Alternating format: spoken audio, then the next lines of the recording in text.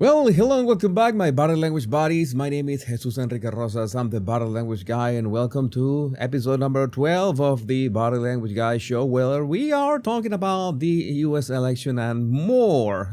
U.S. elections is pretty much what we are going to be talking about today. And later tonight, we are live through YouTube on the Jesus Enrique Rosas channel.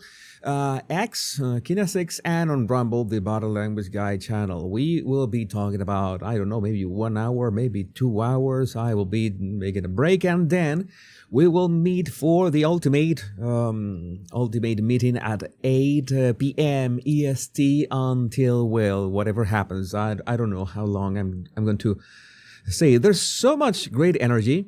There's so much great energy. I need to highlight my chat. Where's my chat?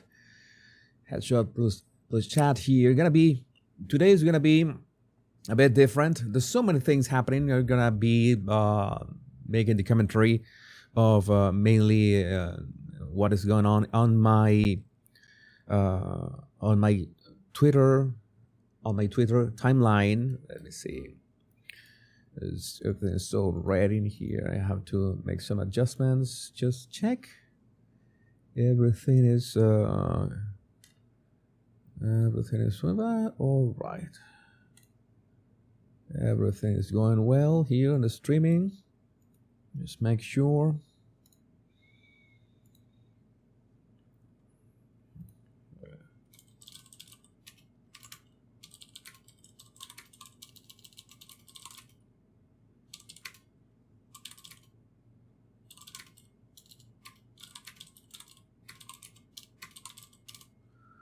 All right, so great. Looking at your comments, and yeah, I have this as well. I have this wall. This is X Pro, in which we can see in real time everything that is happening. I have tried to filter it as much as possible, but it is still a bit hectic. Everything that is going on. Yes, J.E. Red Tie. Yes, thank you, J.E. J.E. is one of our trusty mods this evening. Chat is open. Remember to keep the chat polite. I don't know where are we going today. I'm going to try to be as spontaneous as possible and try to still fixing things here around the studio. Again, if you see something strange happening, if you see that this freezes or something, you know that maybe it has some. Today I didn't have any issues with electricity, so everything should be fine. Should be going well. Let me see in the chat. I want to know that I see every single one of you. So we can go. Okay, let's go. Let's check my main page. Whatever, all the things that have happened in the past 24 hours. It says there's a lot. There's a lot to talk about in here. Gonna go back just a little. Well, the last thing, or the first thing I tweeted after yesterday's show, by the way, had a huge problem with audio. I realized after I recorded and I was checking the show itself, had a huge delay when the pre-recorded clips were playing, and they were all over the place. I just needed to restart the app. But I apologize for that. I'm sure it will not happen because I will make sure to restart the app before every new show. So I noticed that we will looking at Harrison Ford, whatever he was doing, and it was strange having the sound all over the place. This is the kind of things. After the elections. Whatever happens, remember that we are going to be all right. We're going to be great. We're going to be continuing the Body Language Guy show and the Jesus Enrique Rosas channel, where I will be talking about many other topics and everything surrounding maybe human behavior and other things that come to mind. This is something that I will eventually talk about. Tim Sweeney, and he said that everything about. I'm not gonna. This is not the moment. Queensryche. I was listening to Queensryche yesterday. Oh my God, this. I had forgotten about Queensryche. I have so many nice anecdotes about Queensryche. And well, it's such a great band. Remember those times when bands did made great music. Let me see. Oh, there's shocking news. You can just reviewing whatever happened yesterday. Algerian boxer Iman Khelif, who won gold at the Paris Olympics, and you remember that he beat his fair share of women in the face, and they had to apologize for that. Has been confirmed as a man, according to a medical report. Oh my God, shocking news at 6. What is that? So, what else? What do I have here? This is the kind of things I find Tucker Carlson amusing sometimes. Tucker Carlson says human forces did not create nuclear technology. Instead, it was demons. What? All right. I have never met a person who can isolate the moment when nuclear technology became known to man. So where did it come from exactly? It's very clear to me these are demonic. Like nuclear energy, nuclear weapons were just inspired by demonic forces. I don't know. I'm going to make a remark about this. I have said my fair share of beliefs, that I believe in certain things that maybe do not align with yours, and I believe that we should always trust the 10%. What is trusting the 10%? I mean, maybe you admire somebody and you like what they say and what they do. Maybe you like what I say, what I do, and maybe 10% of what I say or what I do, you don't like it. In fact, it's not that you don't like it. You simply reject that.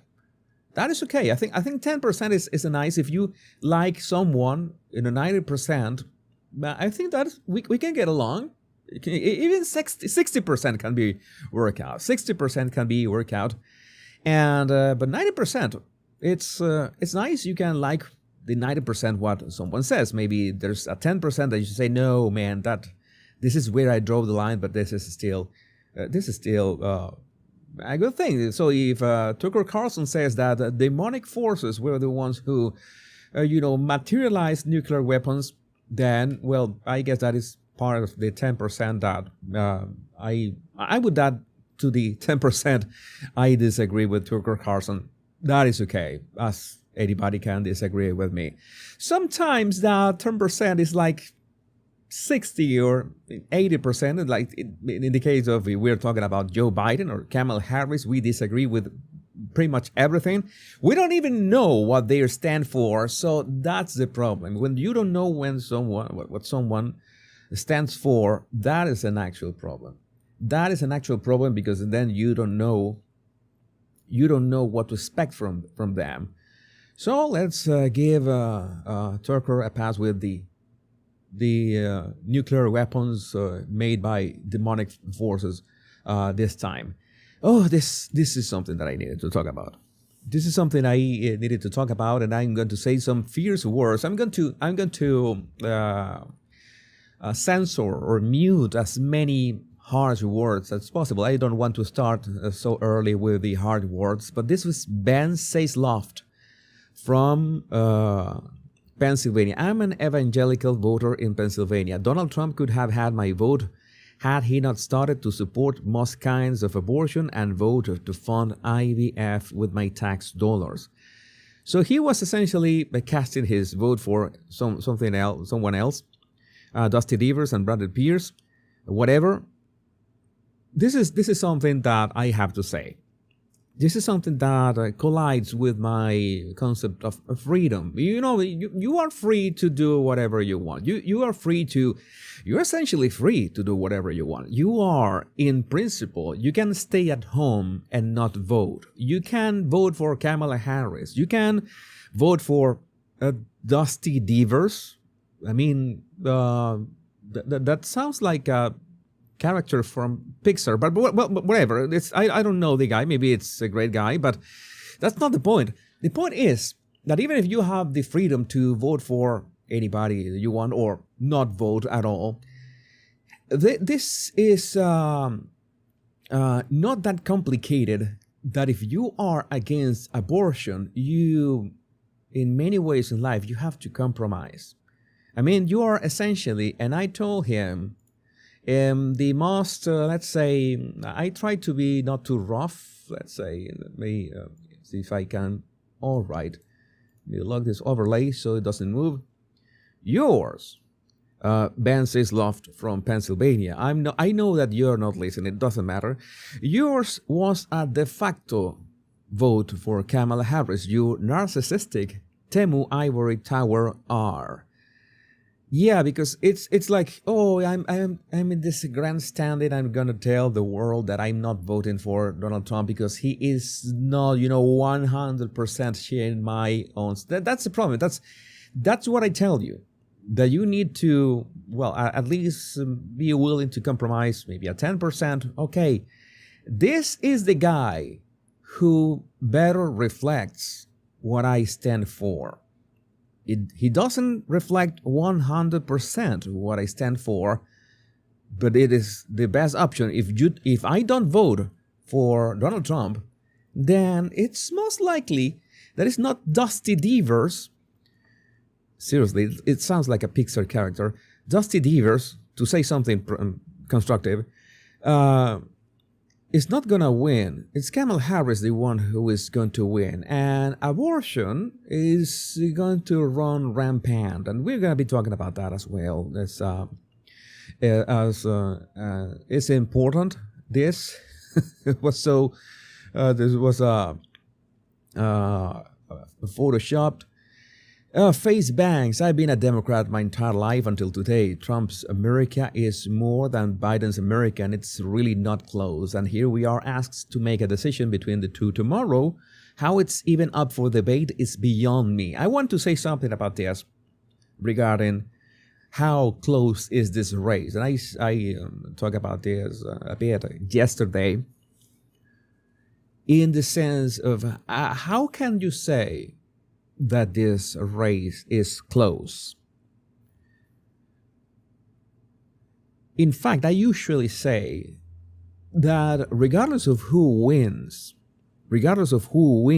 tonight, tomorrow, or today, we could say today because the act of voting, it's essentially today, regardless of who wins and becomes the 47th president of the United States, it is undeniable that is this rampant mental illness in the United States and in the world at large.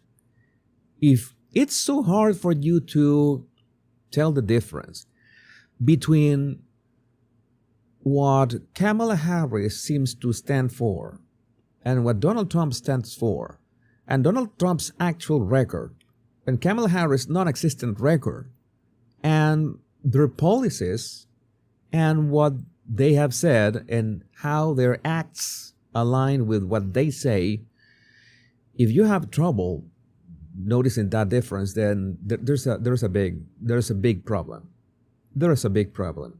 I mean, I am not saying that if you like Kamala Harris or if you like Donald Trump, that is not the question here. This is not a liking contest. There's another word for that. Is a miscongeniality or something like that. No, this is not it. This is, can he or she do the job? What is their record? And all that. It's that simple. And the fact is, and I'm going to say it once again, that if half the country is willing to vote for Kamala Harris, there is a big problem. Even if Donald Trump wins, and I'm going to I'm going to quote Konstantin Kisin in here. He made a good point about that Donald Trump can win by a landslide, and this is a very close race. At the same time, and that is thanks to how the United States Electoral College works. There is a big problem indeed. There is a big problem about that, and it is concerning. And the sad thing is that I don't know how can it be reverted. It will take a popularity contest. Thank you, Lisa S. Where are you, Lisa S? I'm going to look for you. I'm going to have a better sight of your comments. This is easier. Popularity contest. Yeah, this is not a popularity contest. That's what populism is. Of course, you have to connect with people. Of course, there's a very thin line into being likable and being populist. And nowadays, you have to use populist strategies. It's something that is, you need to do it, but you have to do it with substance. And Donald Trump has the substance. He already has a record. And one thing that I really stress, I wanted to drive that point home yesterday, is the people that Donald Trump is surrounding himself with. Tulsi Gabbard, RFK Jr., J.D. Vance, Elon Musk. This is something that is worth noting. The sum is greater than the whole is greater than the sum of their parts. So, continuing with this, we were tricked into believing if we voted for Trump last election, we were bad people. Not again, at least not for me. Sorry, I am looking strictly at the facts. Fact is inflation is an all-time high, and the economy is one of the major concerns of every voter nowadays. I know that X in the last 2 weeks has been abortion every 4 or 5 tweets. This is insane. We will be addressing that in this show. But economy is, in fact, the thing that is felt by Americans when they go to the grocery store, when they see the bills, and we see that everything is effectively more expensive than 4 years ago. That is a fact. That's something that you cannot deny. As remember that Axios article, that study that said, no, that Americans are making that up. That is pure gaslighting, just pure gaslighting. So the US dollar has lost nearly 20% of its buying power in the last 4 years. I cannot express how alarming, scary this is. And for the first time in US history, the next generation of Americans will most likely be worse off than we were. Not to mention the illegal immigration has gotten so bad, and well, he has a point. He's a very lengthy post saying that he was a long-time Democrat, but he has switched side. And well, this also the fact that Joe Rogan has officially endorsed. I don't know if it is the official endorsement here. He officially endorsed Donald Trump like 24 hours ago, and maybe you say, oh, there's that's not much of a big deal. I think that is a big deal. I think that is a big deal because so many people know that Joe Rogan is Democratish, and Elon Musk used to be a Democratish as well, but they have realized what what is going on. And so many people have realized the lies of the media. So that's one of the reasons that you see. I told you this example in these days, in which maybe you have this tiny clue, and this tiny clue tells you, okay, these people are lying about this. There was the David Lee Roth Eminem anecdote. We would talk about that. Maybe we could talk about that as well. But if you see that the government and the Democrats at large are fooling you, lying to you about Biden's health, lying to you, just putting Kamala in there, just putting her in there, without that is not democracy, and lying so much about all the hoaxes and making all about Trump. There's not actual politics in there, and so many people. I'm sure that so many people have woken up to that. And I'm going to quote Zuby. Imagine still having Trump derangement syndrome after 9 years. LOL, especially as a man. Pathetic. Yes, it's something that you should realize. And yeah, I understand why he says, especially as a man. You need to realize. That the way the brainwashing has been worked on is mainly on women.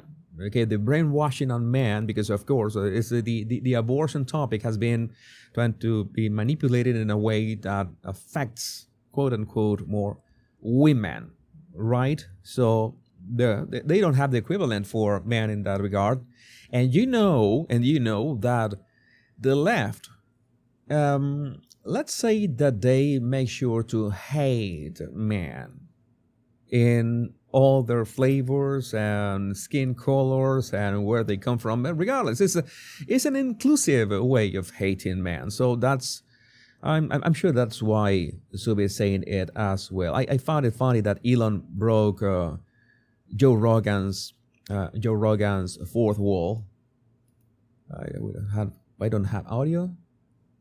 Oh, why? Okay, volume's down. The volume down. Dems win the selection. Okay. If the Dems win the selection, they will legalize enough illegals to turn the swing states, and everywhere will be like California. There will be no escape. That is so insane. This is the final. This is it. This is the last chance. So we're gonna break the fourth wall. Has anybody tried and to I push just want back? to go out and vote. Vote like your life depends on it. Vote like your future depends on it, because it does. This is the last chance, man. If the Dems win the selection... He broke the fourth wall. That's in cinema when you're usually looking at the characters and they are looking into to each other, but they never refer you or us, the viewers. Breaking the fourth wall is when a character speaks directly to the camera. You can remember that from the Deadpool movies, for example, or from House of Cards. Not we are talking about politics. Frank Underwood did that a lot. That he just turned to us, to the viewer, and he spoke to us and broke that fourth wall. That we were. It's like you are in this box and we are in the fourth wall of the filming, and he looks at us. And maybe someone did it at some point in the Joe Rogan podcast, but this time was really powerful. Nerdrotic, I watched San Francisco decline in real time over the 18 years I lived there. I promise you that is what it is in store for the country unless something changes now. Gary is right. Gary is totally right. And I'm really always remember San Francisco with all my heart. I love that city, but I want my city back. I want San Francisco back. We're going to talk about the weather right now. This is something that tells us the simulation has been broken. The simulation has been broken, and it says that Black Lives Matter leader Mark Fisher is voting for Donald Trump. This, I thought, that so many things happening these days. It has been just insane how fast everything has happened these days. In this case, it's not only that it is unexpected. We see so many things that are unexpected in the last 48 hours. Today, whatever happens today, it's of course, today is the voting itself. But we're seeing things like last minute, like the Joe Rogan endorsement, that I think it's a big deal. And I think that is a big deal that he waited until 24 hours before the elections themselves to say it, I think there was on purpose. I think he knew. It was like that timing of the Taylor Swift endorsement. There was the same night of the debate, of the Trump-Kamala Harris debate, because Kamala Harris lost that debate. It was the debate that gave us those gems like they're eating the dogs and eating the cats. And by the way, talking about Kamala got caught in 4K telling a family in Pennsylvania to go back inside their house so she could stage a door knock. LMAO. So fake. I'm going to tell you. I want to be fair. You know that being fair is something that I try to be. I can understand that I can be extremely biased sometimes, but when I'm biased, I'm telling you, I stand for. I will not negotiate this. There are some things that I simply will not have an argument over. I know that I'm right, and I encourage you to do the same for your own sanity. If you know you are right, there's no argument, there's no debate. I mean, debates are usually for entertainment purposes. But if you know that you're right, there's no debate needed. You know that you are right. And sometimes it's that simple. You are right. So in this case, I sometimes say, oh, okay, well, I have to give Kamala a pass with this one in the sense of what? In the sense that it's the same scenario as Donald Trump at McDonald's. All right, it's performative. Donald Trump doesn't really work at McDonald's. Kamala Harris is not really walking up to people's houses and knocking on their doors. Of course, Kamala is trying to pass it as real. Her team is trying to pass it as real. Donald Trump at no point tried to pass it as real. Everybody knew that it was rehearsed because, that's how it works.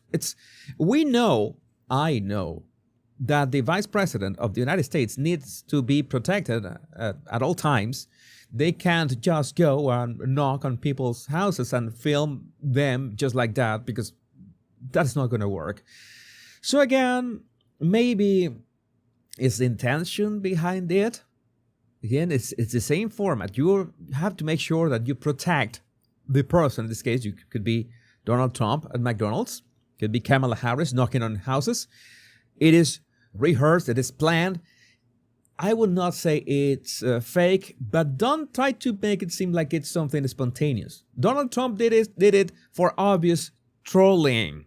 Obvious trolling. Kamala Harris is trying to pass it as genuine. Big difference. That is the difference that we have here. I need to make sure. I need to make sure that, oh my God, time flies.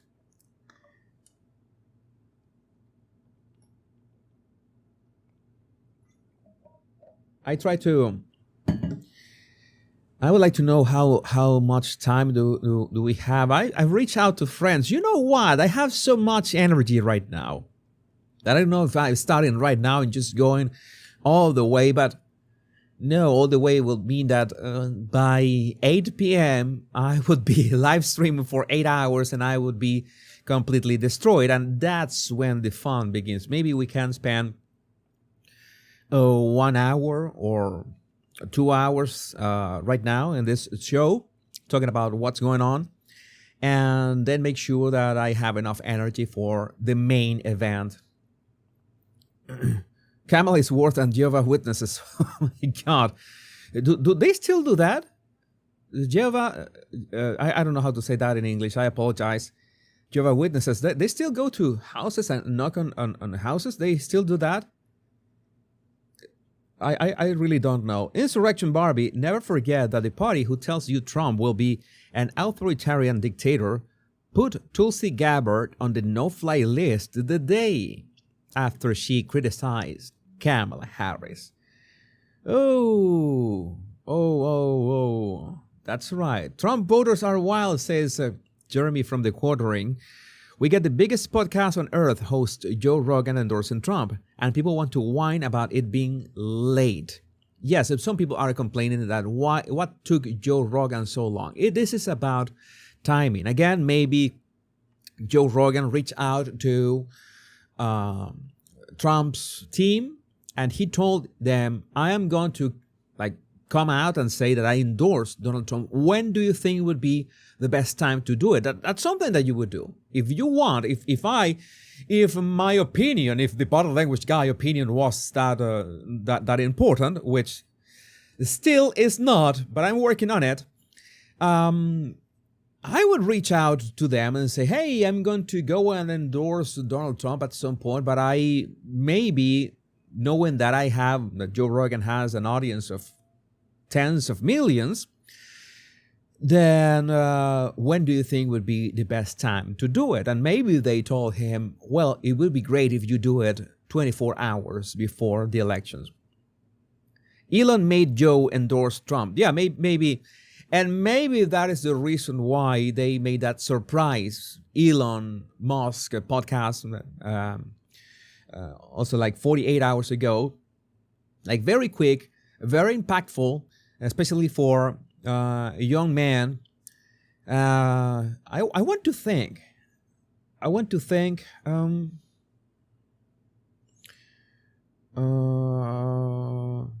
I forget to finish Jeremy's tweet.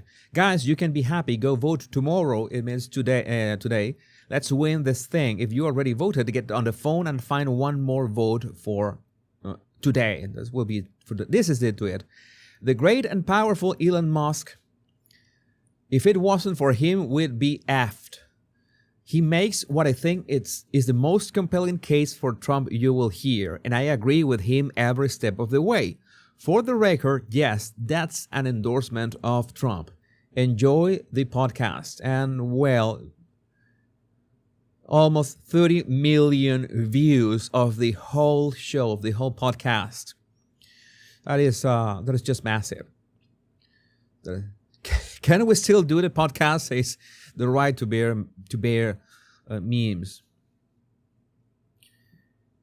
Oh, Melissa, mind, I'm going to read some of your comments. Now I have your comments here. It's easy to highlight them.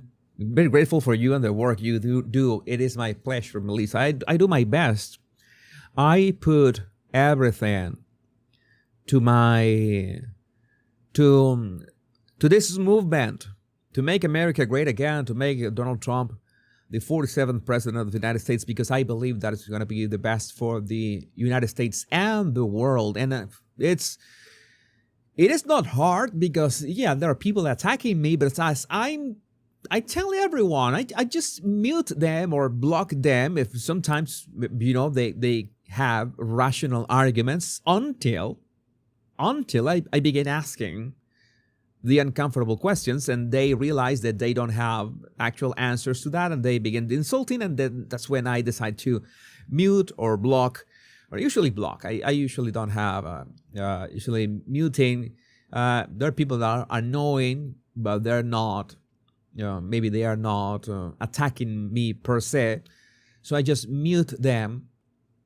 And, but some people are just, as I'm telling you, if you know what you want, if you know what's right, if you know what you stand for, there's no debate.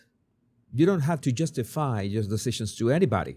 Maybe I try to expose, of course, whatever is going through Kamala Harris' mind, which I don't know, not even herself knows, not Joe Biden, not Barack Obama, or nobody on the Democrat Party. So many people would like to know what is going on. You got money in it, says Bobcat Wolfenstein. What do you mean? Like actually betting on them? No, I never bet. I don't know if that's what you mean. I don't know if you mean literally. If you mean literally money on that. No, I never bet on. I don't gamble. I don't gamble or anything. My only bet is that it's gonna be. It's a fork. I agree with Elon when he says that these elections are a fork in the space-time continuum, in civilization, in humanity. And you can call me and Elon as well as you're being too dramatic. It's just another U.S. elections. It is not. It is not. So I'm glad that so many of you agree with me on that. I don't have to convince you about that. Or maybe you voted, and maybe you voted for Trump, but you don't really think that this is that much important. That could be a thing, but it is my belief that it's really critical to choose this path down the fork of the road, the fork of the road of humanity, because this will set a precedent not only in the United States, correct the curse of the United States, but also bring peace to so many parts of the world, and especially send a message to countries in Europe who that need some backup. I remember that was I didn't like the Matrix. What was that? The second one. What was the second one of the Matrix? I always think that there's only one Matrix movie. Okay, I always think there's only one Matrix movie, which is the original. The second one is Revolutions or Reloaded. I don't remember the Matrix Reloaded. What is the second Matrix movie? I never remember the Matrix Reloaded. Oh yeah, the Matrix Reloaded was the second one. I like the effects at that time. Those effects have aged not that well. But I remember one line of Morpheus when he's with the keymaker on top of the big truck, and he says, "Neo, if you're out there, I could use some help," something like that. I think that's one. I have the ability to remember odd movie quotes. I remember Morpheus, "Neo, if you're out there, I definitely could use some help." And I don't even know why I was talking about that, about the Matrix. No, I'm not a gambler. I'm not a gambler at all. Why was I speaking about backup? I don't know. I lost my...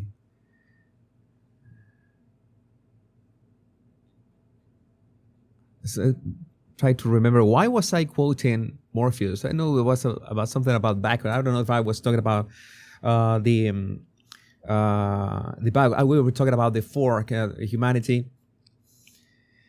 And... backup for Europe. Yes, yeah, I remember. We were talking about Europe. Europe is something that really worries me. I think Europe can still be saved. And in the sense that is this deceleration fetish that European governments have. Is that... deceleration. Thank you, Christy Patrick. Thank you, Christy Patrick. Was backing up European. It's like Europe has to wake up.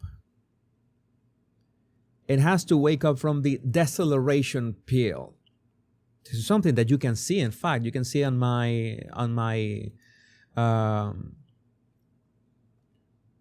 bio on X. It says, body language analysis and satire covering politics and culture news, creator of the Kinesics Code, accelerationist.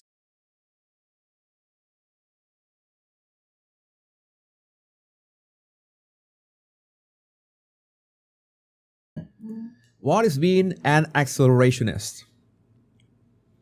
Or an effective accelerationist? I believe that everything regarding technology should be accelerated. And at top speed, as fast as we can, because that's the only way that we could propel humanity forward. And of course, for everything that is, when we talk about I lost my bearings in here. Where I was. Oh, I got lost. Was here. Let me see.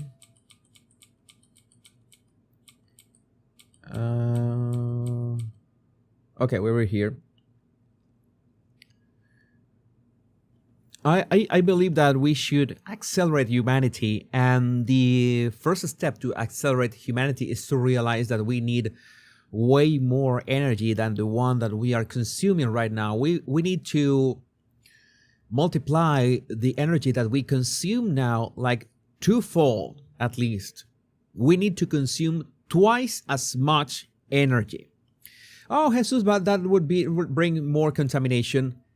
It depends of where you get the energy from. And of course, you know that I'm big on nuclear. I'm always betting, pun intended, on nuclear. I think the nuclear is the future. For Elon is solar. Solar could solve so many things. But nuclear is so clean and efficient, and we need that. That is the first step. So when I see, for example, Germany destroying its last nuclear reactor, and Spain planning to destroy all nuclear reactions or render them, offline in 2 years, that is deceleration. That is an abomination to humanity. We need energy. We need energy for so many things, and so many people, especially in Europe, agree, oh yeah, we need to consume less. And well, this is a guy that I originally liked. I originally liked his book, Sapiens, Yuval Noah Harari. I really didn't understand the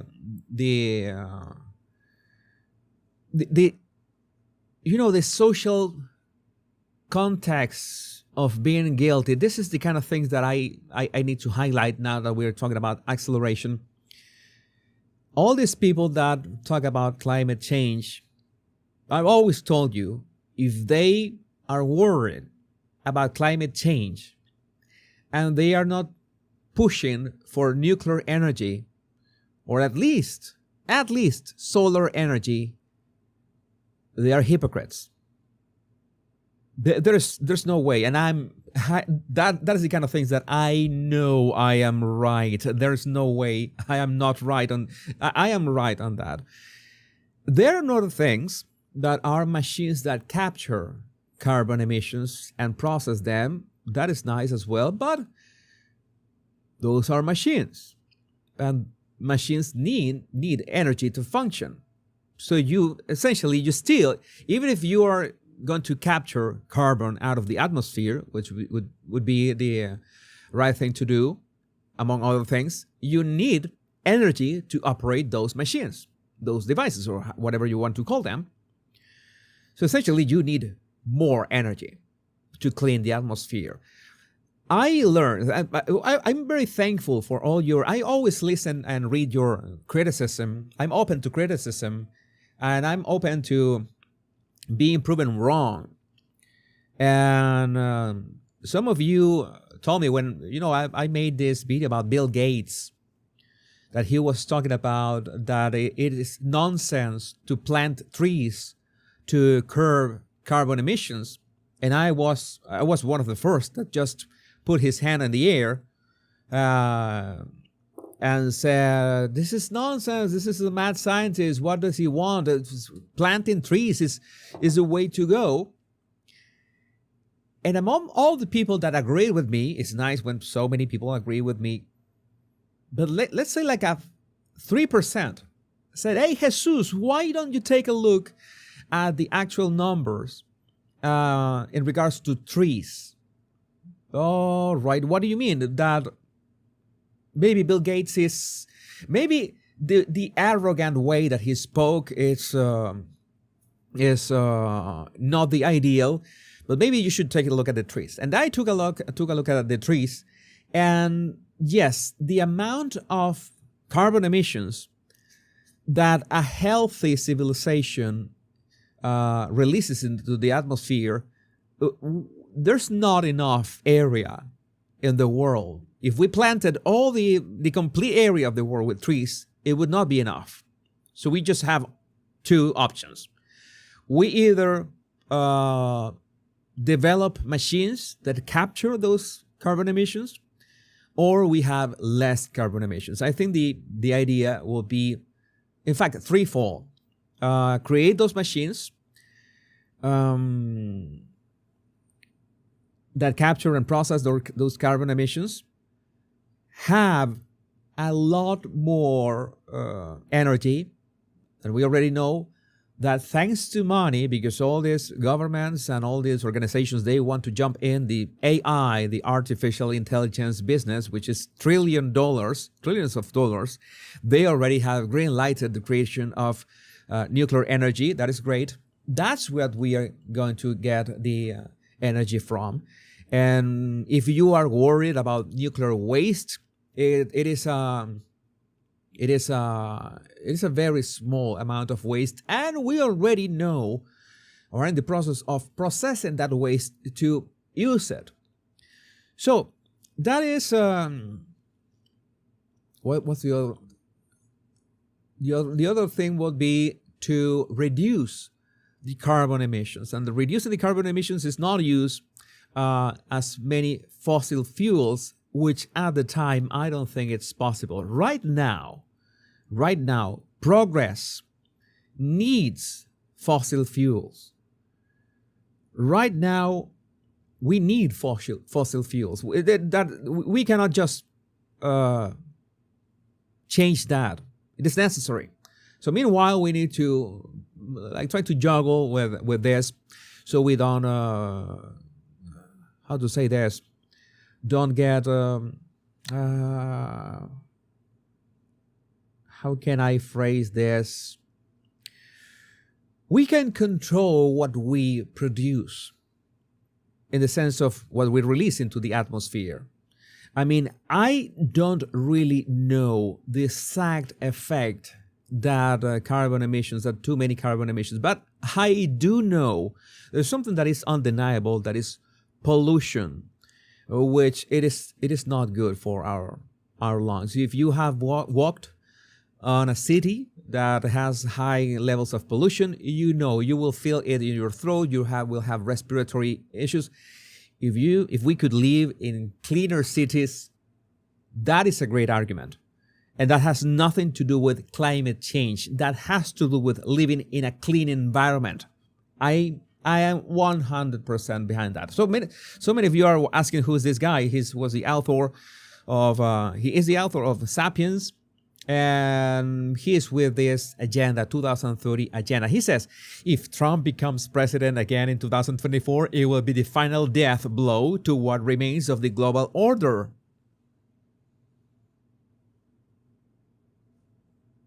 Your terms are acceptable. I'm okay with that. I'm going to ask you a question, by the way. I want to ask you a very brief question. I don't know if you would like a very subtle music background to my shows, or at least these shows. Maybe I'm going to put here what? I'm going to start a poll.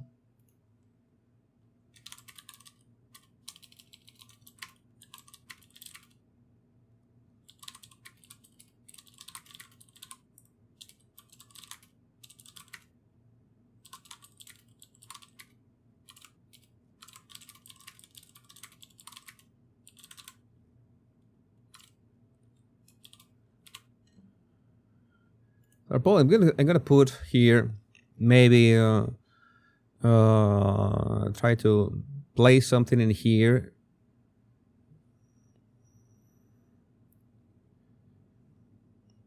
A very so music. So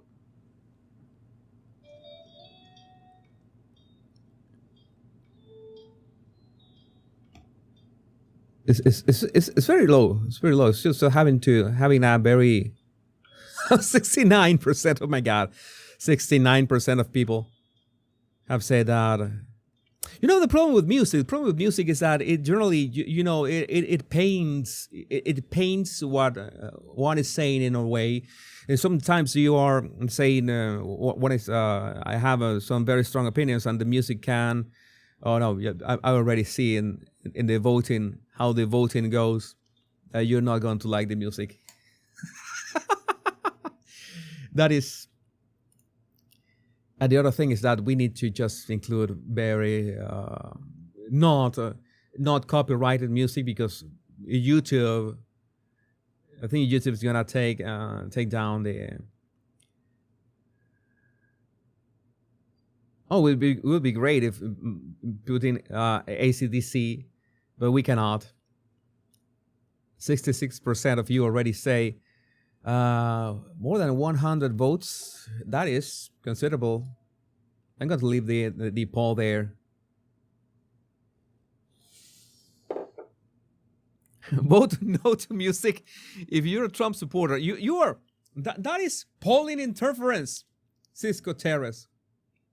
That is polling interference. I know what you're doing there.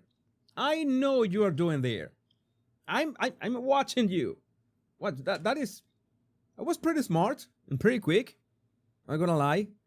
Very good. Elevator music.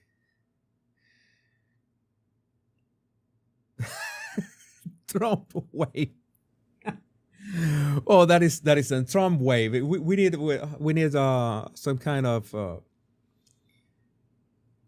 I was listening, by the way, to that hit of the eating the dogs and eating the cats the other day, but since it is copyrighted as well, that song that one Kamala supporter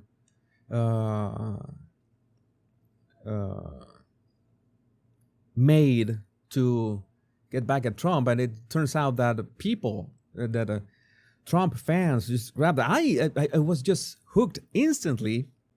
And let me reduce the volume here.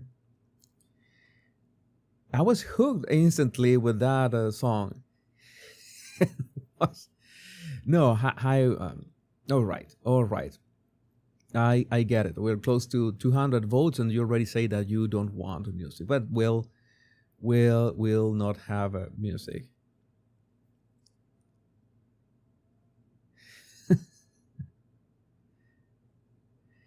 Yeah, I have very nice jazz music at the beginning of my shows. That is courtesy of.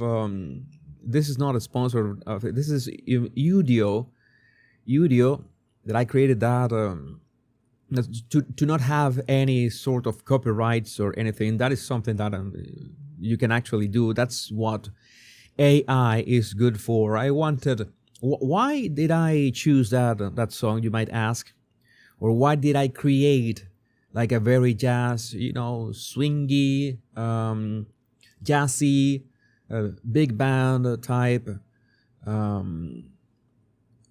Well, first, that it throws us back to a time that people were way more optimistic about the future. Let's say that in that era, let's say that in the 40s or the 50s, well, that sounds like the 30s. It's so back in time that we were not subjected. Well, most of us did not exist back then, and especially it's like had some was a bit naive. I think that we should always stay a bit naive, a bit innocent. That means that it is so much easier to be hopeful about the future. The other option is to be cynical, saying that everything is going to hell, everything is nothing is going to work. Is saying that regardless of how we vote, the Democrats are going to cheat, and Donald Trump will never be president again. It is understandable, because it is the safest option to be cynical. And I can say it because I have been cynical so many times in my life, and it's out of fear. In my case, okay, I'm not saying that every cynical person, some out there are true assholes. They are, that is in their blood. But I was cynical because of fear. What does that mean? is that I didn't want to have my expectations broken or my hopes broken. It's like you feel like a fool. You were hopeful about something, then it is broken, and then you feel bad. And at some point, if you don't have enough character, and I did not have, and I think that I can still develop more character, you can use being cynical, being pessimist, being nihilist, to try to defend yourself against being let down. Oh, you expect the worst. You are like dark cloud in everything. And if things go wrong, oh, you see, I was right. And if things go right, well, you don't know if at some point things are going to turn out wrong. You can imagine the kind of life you can live if you go that way. I think that you should have a cautious optimism. I remember that Peter Thiel had a very good definition of that. It was the infinite optimists versus the limited optimists. I don't remember. It's the book From Zero to One. That book From Zero to One is spot on many ways. And by the way, it's the serendipity is a thing, and we now have something that was right after the tweet of Yuval Harari saying that global order.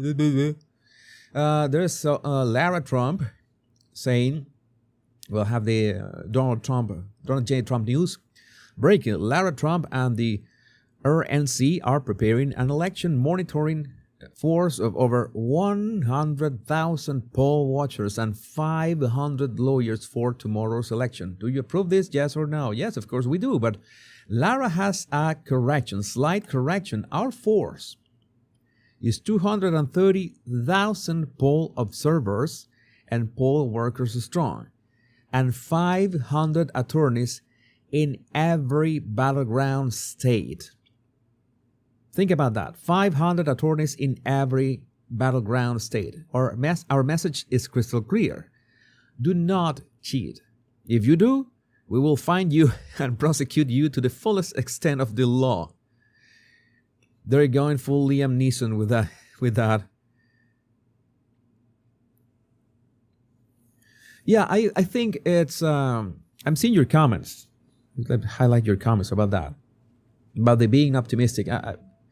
It's hard. It can be hard. I can understand that. Oh, Jesus, but we have been let down so many times. I can tell you about that. I have been let down as a Venezuelan in my country with the elections, in the sense that it's not let down, that we know that the elections were stolen. Like the last time, like in July, the elections were stolen. We know exactly how it goes. I made a video explaining. I made a video explaining how it works, how Venezuelans' elections are stolen, and of course, what was my suggestion to the United States, in this case, and every country, to eventually, I hope that if Donald Trump votes, you remember that he had 20 points in his 20 policies that he was going to enforce, and number 19 was making elections safe and secure. And my opinion is very simple. This is very simple. Same day voting. Make it a national holiday. We vote on Sundays. So many of you say, oh, but people go to church on Sundays. Yeah, we go. You are not more Catholic than us. I'm going to tell you that. And we have time to vote and go to church the same day. Think about that. Let that sink in. This is not a competition, but maybe it is. But this is, we vote on Sundays. I understand that the U.S. Constitution says something about Tuesdays. But it should be a national holiday, so nobody has a reason to not go and vote. Same day voting. Enforced ID, like at the federal level, you need to show an ID. You are checked on a book, and your your fingerprints are checked. That is the only part that I have certain reservations about that, because everything in Venezuela, the moment that they inserted a fingerprint scanner on the equation of voting, it made everything slower. Oh, the system is offline. Oh, there's a problem with the scanner. Oh, people, this person had an accident with, I don't know, super glue or something yesterday. It is not reading their whatever. Same day voting, ID, government issued ID, it should be checked on a list in which they are registered. You have to double check, make sure that you're registered at the center you're going to vote. Vote with paper ballots. Only paper ballots, nothing else. You vote on a piece of paper, you put the piece of paper on an envelope, you put the envelope inside a box. That's it. Well, that was in Argentina. In Argentina was that way, with an envelope. In Venezuela, we did not have envelopes. In fact, what we did in all cases is that we had two things simultaneously. We had a electronic machine. You push a button, you got a ticket with the name of who you had voted for, and you put that ticket on a box. The problem is that if the elections were contested, it was just 2 or 3 days after the fact. And by that point, people already, how to say this? This is so complicated, and this is so I get so angry. Remember all this? Oh my God, I did something wrong. I was so angry that I broke this. Where is this? Where's my chat? Oh, there's my chat. I was so wrong that I just broke this. Things that happen when you are so angry about something is that we did not have an actual opposition. We did not have a MAGA or anything like that. Whatever we had was just controlled opposition. And the controlled opposition had the main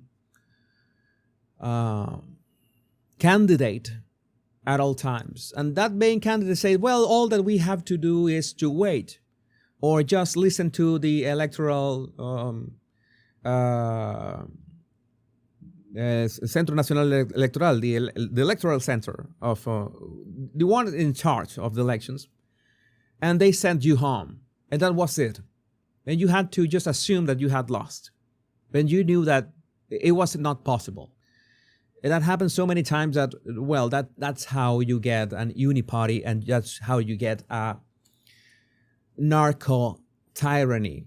Venezuela doesn't have a dictatorship per se. It is easy to say that Venezuela is a dictatorship. It's actually a narco tyranny, in the sense that there's a tyrant that does whatever he wants for his benefit and his very close circle of people. And the people that benefit from that, of course, with the rampant corruption. But at the same time, Venezuela transformed into a global hub of terrorism. I mean, Venezuela is effectively, and I'm very sorry to say this, effectively a safe haven for terrorists worldwide. Hezbollah, Hamas, whatever you want, they can go on vacation there and they're gonna be fine. Yeah, it's embarrassing for me to say that. It's sad for me to say this. The drug cartels worldwide, there's big business with drugs in Venezuela. Something that it's a hub. You know, the thing with Venezuela that everyone liked is that we had one of the most privileged weather and positions, locations in the American continent, and that's what made us so powerful back in the day, and also human trafficking.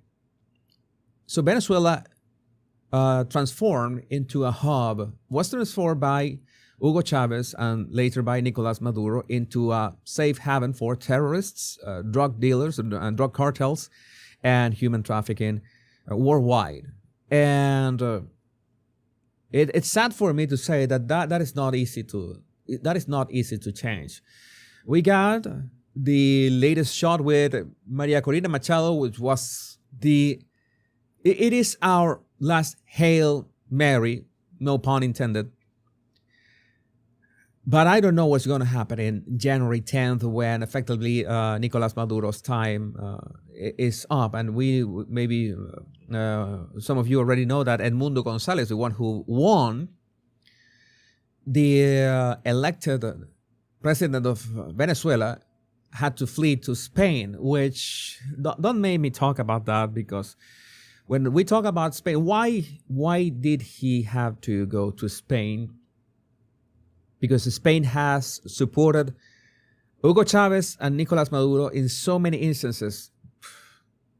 Don't make me talk. Today is not the day to talk about that. Oh my God. This is like that Mourinho joke. Let me look for it. I need to.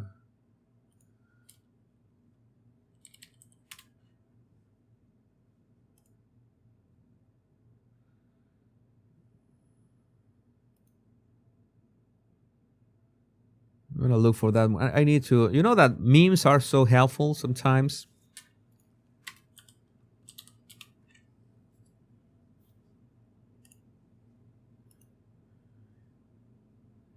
This one. I prefer really not to speak. If I speak, I'm in big trouble, and I don't want to be in trouble. That's what's going to happen if I begin to talk about Venezuela right now. Oh my God. Oh my God. I prefer to wait until after January, maybe February. That's when I can talk about Venezuela. I don't want to. I don't want to talk about that right now. Some of you talking about your experience with voter ID. Voter ID should be an absolute must. But again, we were talking about same-day voting. Voter ID has to be mandatory.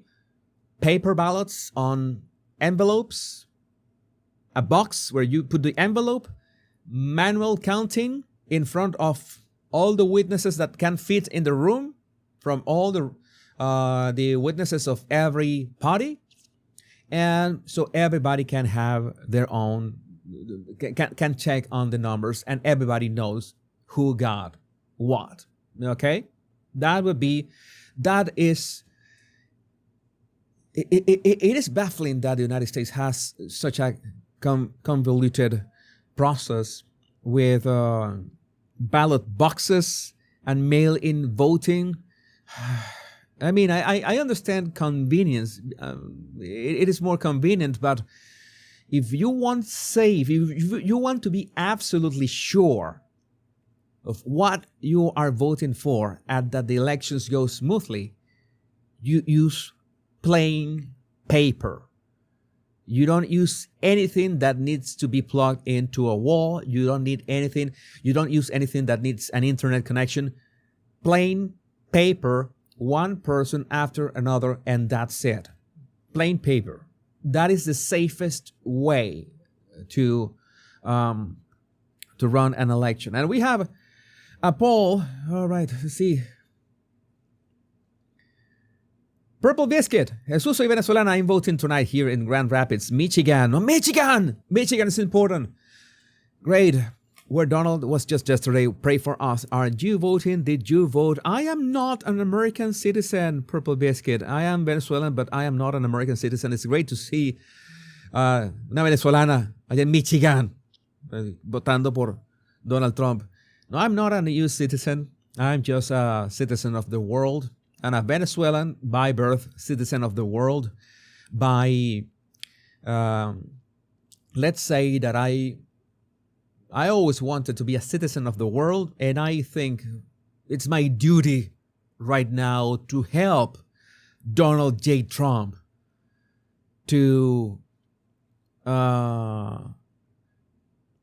become the 47th president of the United States. Yeah, vote for both of us. That would be great.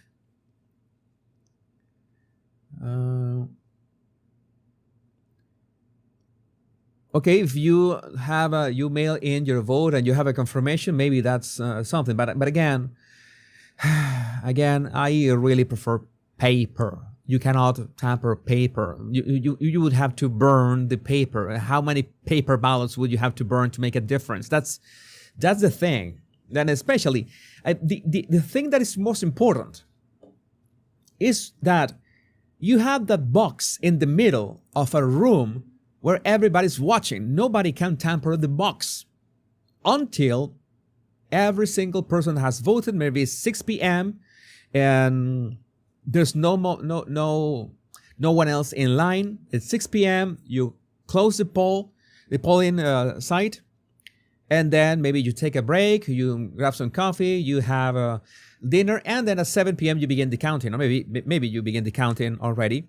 But the counting is opening the boxes and counting everything in front of witnesses, showing every single vote, one by one. It's tedious. It can take a couple hours, maybe 3 hours, but it's always worth it. How many people can? It helps if you have more voting sites. It is of course hard to organize in terms of logistics, but it makes it safer and it reduces anxiety. Do you know how much anxiety? All the things that happened, if ballot box was burned or someone was transporting those mail-in votes and they were thrown into a ditch or something like that. All of that, I understand that all of that are federal crimes.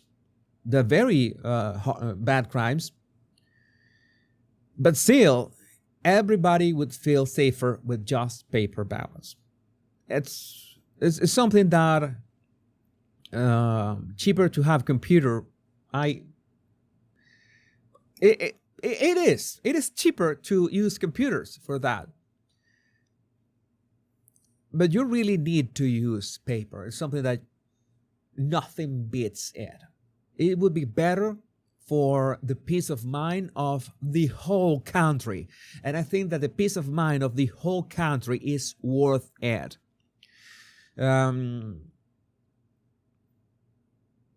Maybe you can say, oh, but all that paper that would be spent, maybe you can keep all the paper for what, 6 months? You can keep all the record and you scan all the records. Maybe you find a way to scan them and keep the records in paper, and after 6 months, then you recycle all that paper. That could be it. I think 6 months would be a fair game after the elections. And after the winner has already been installed as president, I see no problem in recycling that paper and you scan everything just to have a record of that. I don't think that that paper will go to waste. But Trump has to win. Trump has to win. Oh my God, boutique mods, you tell me, computers can be manipulated and reprogrammed. Reprogram.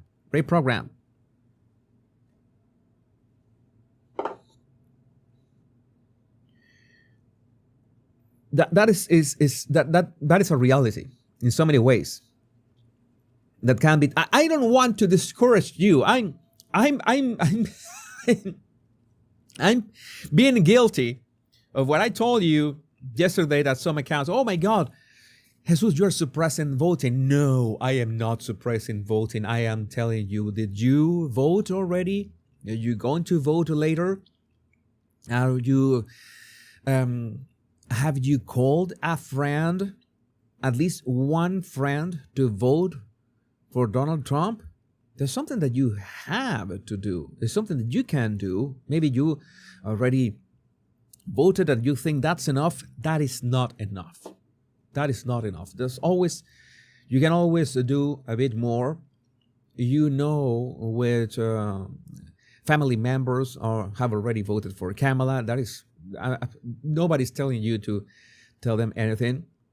You absolutely need to confirm that those who don't want 4 more years of this, those who don't want the complete United States to be transformed into California, and I am so sorry of speaking these terms.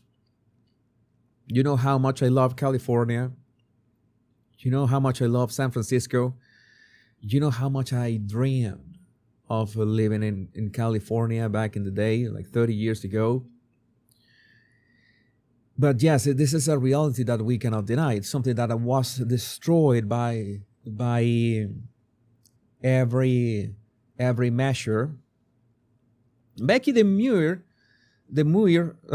Becky, I don't know how to pronounce your. You have to. By the way, I follow you, but I don't know how to pronounce your last name. Me on my way to ask everyone I know if they have voted. Vote, please.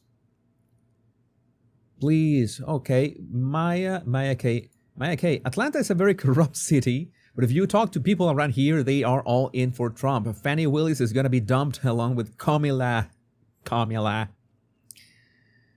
It's not going to be 4 more years. It's going to be 8 more years. You have to think about this. I found this funny. I don't know if it's my Catholic friends here. You know that the Vatican had this new mascot of Catholicism. Where are my Catholic friends? And they have the internet has gone and said, "Do you like Lucy? This is Italian. Luce. It's like light. Have you seen Lucy? The new Catholic, new mascot of Catholicism. Some of you are against it. Oh, this has been. Let me see. I'm going to look for the actual. The original drawing. I can show you this. Maybe I can look for it here.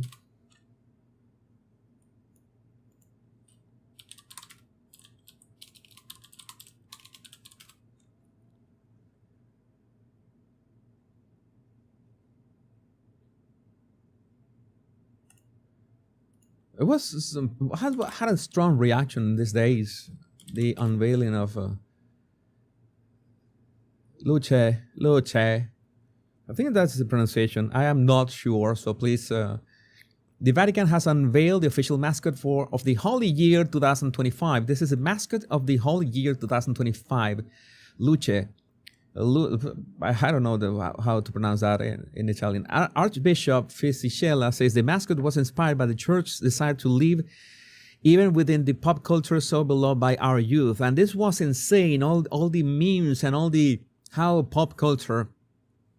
And I think that what they wanted to do, it worked. But there's so many young artists, both in all currents, doing art about Luce, and I found this one funny. Yes, and you know that I'm a really fan of Doom, and the game Doom. Doom is about fighting demons. Maybe Tucker Carlson plays Doom as well. And oh my God, so many of you are against that. So many of you, I thought you know that this is the thing. That we are living the timest of time. We got the Black Lives Matter founders supporting Donald Trump. The simulation is broken by every single measure. And this was when I saw this as, is this a Babylon Bee? Is this some kind of joke? I didn't know what to. Lucifer, you have to remember, For the people that are asking if her name is related to Lucifer, is that Lucifer is the root or the source of the origin of the name comes from light as well. So we're talking about light. So that's why it sounds the same. Oh, she has blue hair. Why does she have blue hair? I don't know. Some of you find her cute. Some of you find it is like silly. Like what is the Vatican thinking? What was wrong with Christ? I don't know. I don't know what was the rationale. Why? And if there was any other mascot in other years, I did not know about that. I didn't know that holy years were like the Olympics, that they needed a mascot. But I have my reservations. I would say that maybe the Catholic Church is a bit desperate to know, but maybe you should be desperate about other things. Those are things that I don't feel comfortable today talking about them. But sometimes you have to do experiments, but you have to just do things. You have go for it. Maybe they just went for it. Let's see how this works. Let's see if this works. What's the worst that can happen? Well, the worst that can happen is that some people can use Luce's image in, let's say, not so naive ways, if you know what I mean. I'm not going to elaborate into this because I have seen things. I mean, creativity can be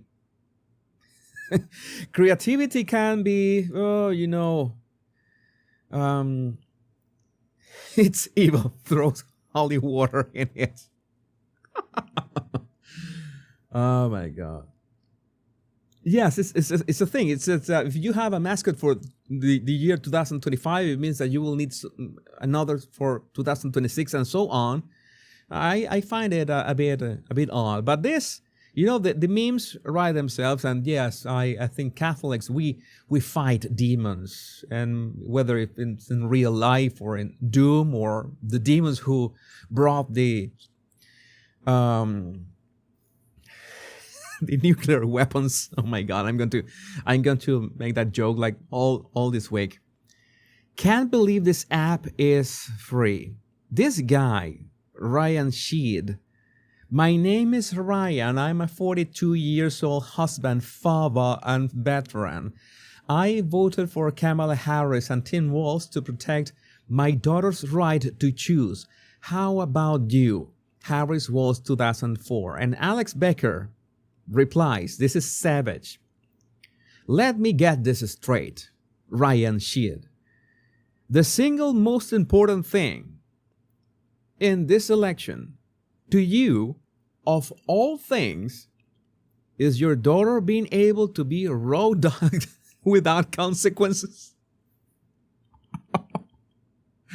Nice. It is. I mean, do these people really think this through before tweeting these things? I mean, I want my daughter to be able to choose to kill my grandchildren. Oh my God. This is something that I find baffling, that yes, I cannot believe that this app is free either. Oh, we have that men are surging to the polls en masse, and it only means one thing. Only means one thing. I can confirm this in Pennsylvania. I have never seen lines this long, especially this early. 70% men, 30% women. That was 5 hours ago. And you know that how the Democrats, the left has been constantly, and that they have been saying over and over again. Wait a second. There's a problem in here.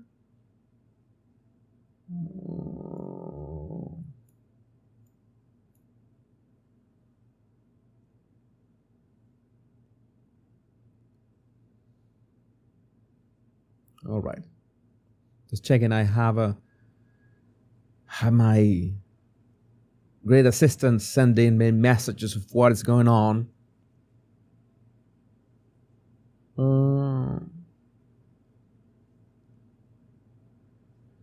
Some issues in a county in Pennsylvania in response to widespread voting issues in Cambria County Tuesday morning. County Solicitor Ron Repack released the following statement. It's a problem that it's a problem with the machines. You can make some kind of Venn diagram by saying U.S. elections, Terminator plot, and you have the intersection is you have a problem with the machines as usual. As usual. Oh no, Jan, don't tell me this. Good luck, Jesus, when woke virus infiltrates Doom like other games got infiltrated. I hope not. I wanted to talk about that as well. You know that I have my pop culture channel.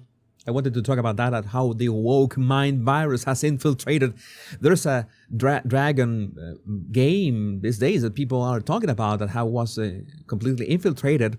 And you know that the Democrats have been claiming that we are fascist or far-right extremes, Nazis and all that stuff. And you see Rachel Maddow, oh my God, I cannot stand this woman.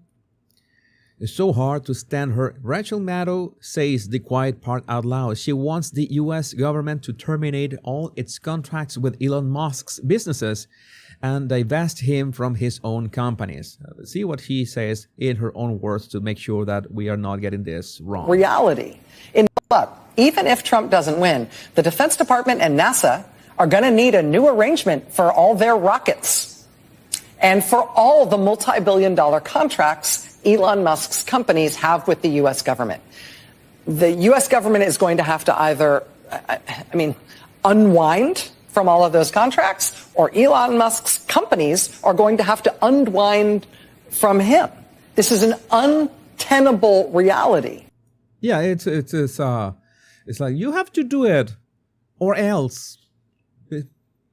That sounds fascist to me. Mad cow. Mad cow. Oh my God. These people, as Adrienne Curry says, these people are the fascist, authoritarian dictators they keep warning you about. Cernovich has a lot of takes, and the most important takes is that you have to vote. Of course, you don't have to. You don't have to just be the word that I always use for these scenarios. There's a word. What is that word? I always forget that word.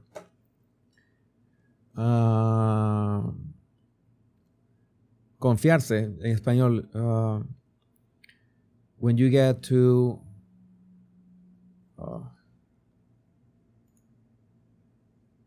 there's a word that I say.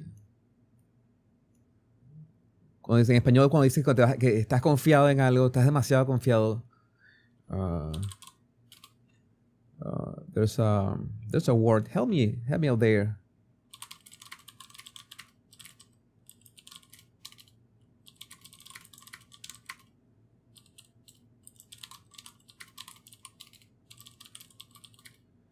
It's not content.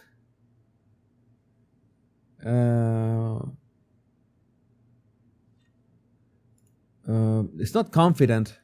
It's when you are just relaxed. It's not trusting.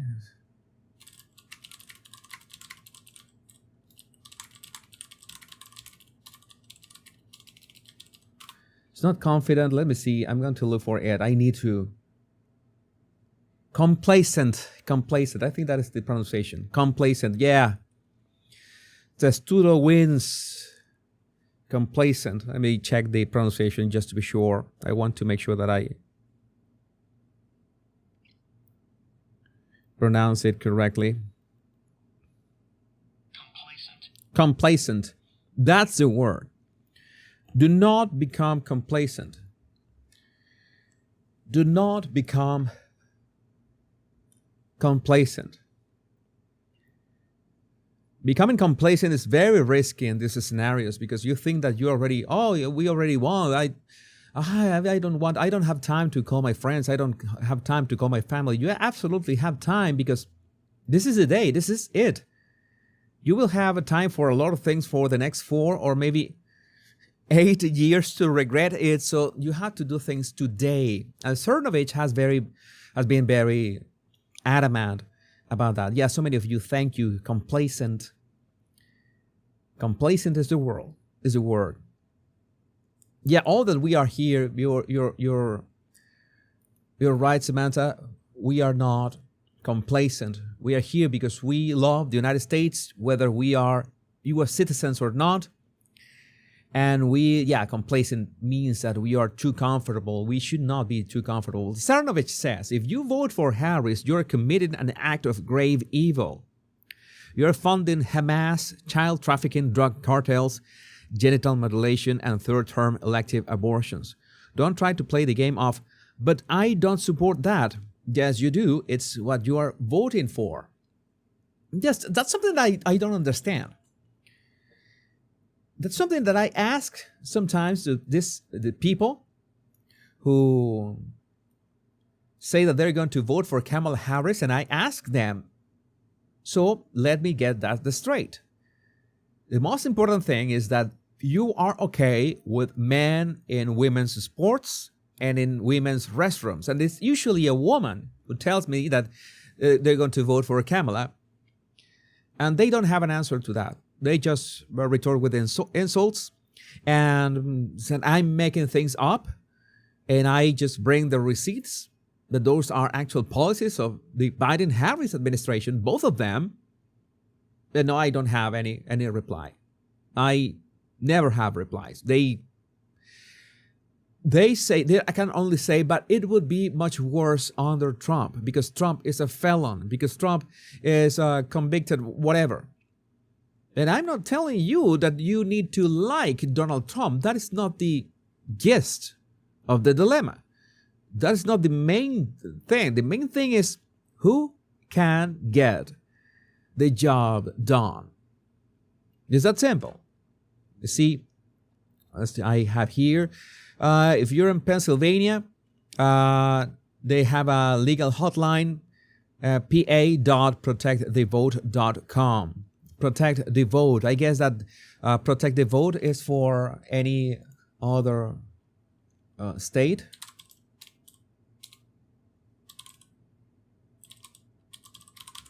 Let me just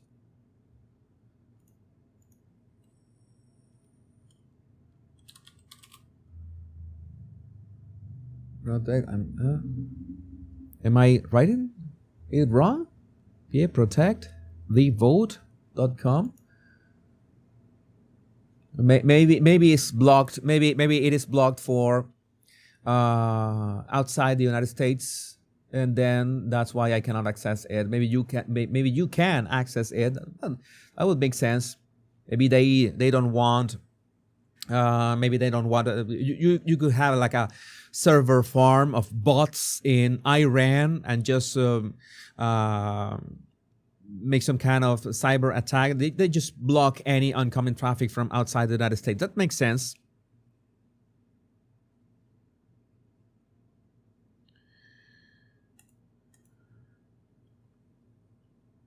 Okay, this is standing in line at my polling place. Poll worker just came out and announced that Allegheny County didn't send the necessary paperwork for one of the 2 districts at this polling location, and one of the necessary officials hasn't shown up yet.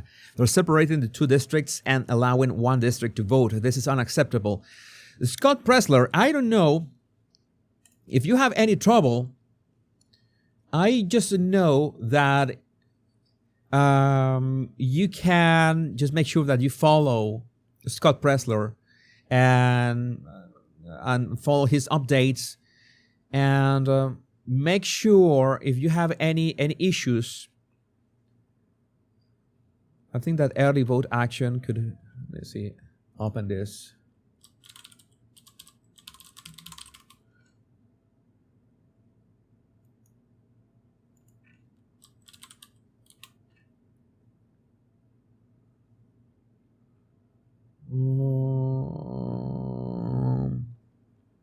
Let's see if it has any other resources. I think he was maybe focused on Pennsylvania, but there's I don't know if maybe I could find when we go for the break, I could check who is if you have any issues where you can report them. Have you had any issues voting? Please tell me in the comments. Give it an eye on your live chat.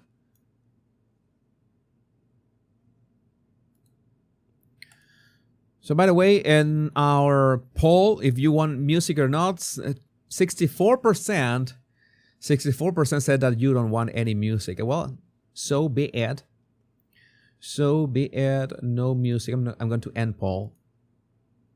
We have results. The public has spoken. The public has spoken. Feeling optimistic but don't want to be disappointed. This is something that happens when you're optimistic. You're bound to be disappointed. We don't want to feel disappointed, but we want to be optimistic. The only thing that we can do is go vote. Go and vote. Feeling pessimistic but want to believe that we can win? Go and vote as well. Your feelings don't matter. Voting does. It's important. This is critical. Oh my God. This is something that I needed to talk about. And some of you were triggered the other day that I was talking about Eric Weinstein and how he's still in the sidelines. People want to know, was it always like this? You know, this division. Oh, we don't want that division. We don't want that. Trying to bully every individualist inside one tent or the other is un-American. Again, I am pro-freedom, so it's some truth to it. But America was great in a way that is hard to describe to partisans. If you want to make it so again, I applaud you and suggest the following prompt. They say that you did not care about the party of people, but there's a problem in here. There's a fundamental problem in here. This is my take. Nothing is more un-American than leaving the southern border open for anyone to cross into the United States and all that it ensures, a literal invasion. There are times in which you have the luxury to pick the middle, to stay in the sidelines, I'm not going to take part in any side or the other. This is not one of them. You don't have that luxury. Assuming that posture, assuming that I wanted to be in the middle, I am not with Kamala Harris or I am not with Donald Trump either, that is immoral. You are immoral. You have to take a stand. You have to pick a side. It is the moral thing to do. If you don't pick a side in this fight, you are being immoral. It's that simple. Well, if you pick the Kamala side, you're being just plain or idiot, or an useful idiot, or just plain evil. You want those. You want to take advantage of those policies, of the probable Harris-Walz administration. That is not going to end well for the United States. It doesn't. It is not the time to say, oh no, I am beyond that. I'm beyond partisanship. I'm much more intelligent than that. No. You're just morally bankrupt. You are spineless. You think that by having a stance, it doesn't have to mean that you endorse 100% of what Donald Trump says. I said you can have a 10% of, I don't agree with Donald Trump in this 10%. But you realize whatever Kamala Harris stands for, or Barack Obama stands for, to be exact, that ain't it. That ain't it, bro. It's not the way. Something is happening in rural Pennsylvania. Not Sunday at 9:30 a.m. outside of the First Church of the Bethlehem polling station in Upper Bucks County. That's right now. Never seen that many cars here for election day or any day ever. That's great. Okay, Matt Gold. You know that Matt Gold can be one of the most controversial figures on X, anonymous account, but it has solid takes. I'm going to read this, of course, if there's any improper in here, most probably. I'm going to filter it out. But today I'm voting for Donald J. Trump, which means I'm voting against the people who made you put on a mask in between bites during COVID. I'm voting against the people who posted black squares on Instagram while the city I love was being set on fire in the name of a dead, violent fentanyl addict. I'm voting against the people who turned my once walkable neighborhood into a homeless and crime-infested shithole. And voting against the people who hijacked the hearts and minds of family and friends I love and turned them into zombies. The last 4 years have been unbearably long, much of which was a torture chamber for anyone who loves beauty and values their freedom. I am one of those. These people are still alive, and they are voting for Kamala Harris. I'm voting for Donald Trump from spirit of pure disgust and hatred for these people, and believe that one day revenge and justice will be served. I have hope that God is on our side. So this is one quite frank and straightforward post from Matt Gold. He went for it. This is great. There's no cure for TDS. There should be a cure for TDS, John Cartier. There should be a way to walk it back. It has to be. I cannot believe that that people cannot be how to say this, redeemed from that. I'm going to tell you. We're going to talk about Ron Paul in a minute. I'm going to tell you something that I thought about back in, let's say, 2005, or more like 2008. I'm going to tell you something I thought about Hugo Chavez and Chavismo.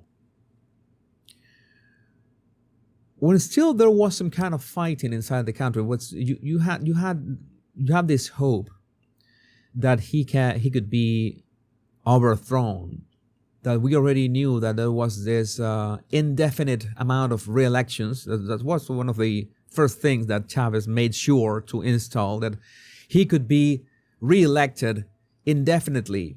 You already know that he was for total takeover. But at some point I said, what if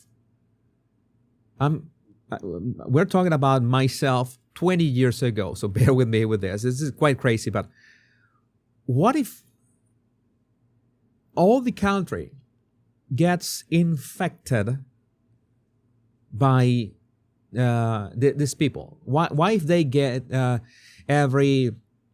las gobernaciones, every state turns Chavista, and Chavez as president, of course. Why if there are no opposition states? Would that be sustainable for them? Wouldn't that just collapse? Would people just finally wake up and say, okay, we had enough of that? Well, guess what? The country never really got all Chavista at the same time, but we could say that all the country could at some point, every single corner of Venezuela could taste what it meant to, socialism.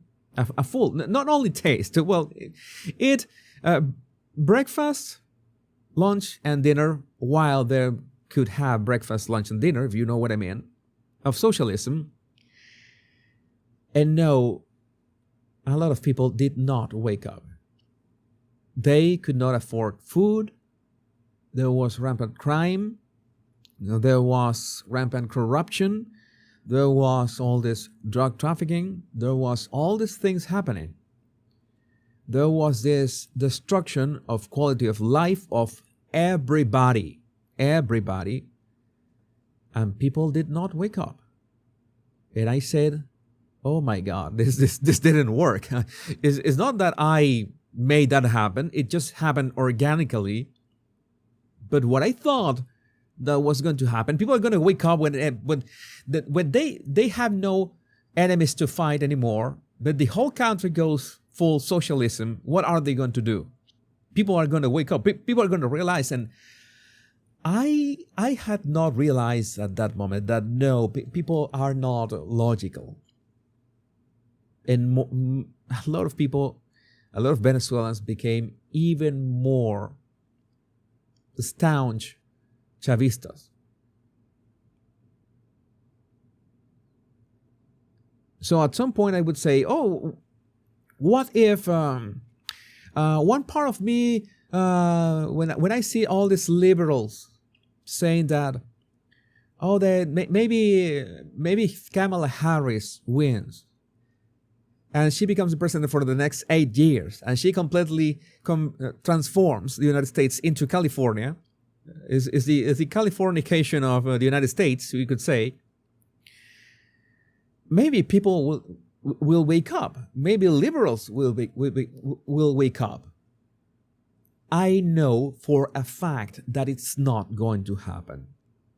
And the fact is that I already went through that exact same process in Venezuela, and it did not work.